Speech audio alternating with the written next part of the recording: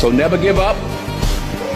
Without commitment, you'll never start.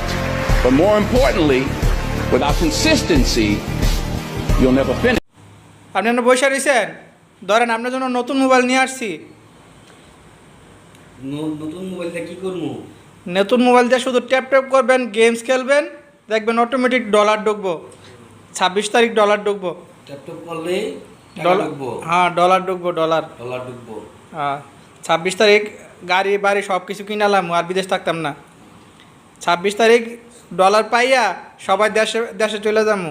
26 তারিখ হ্যাঁ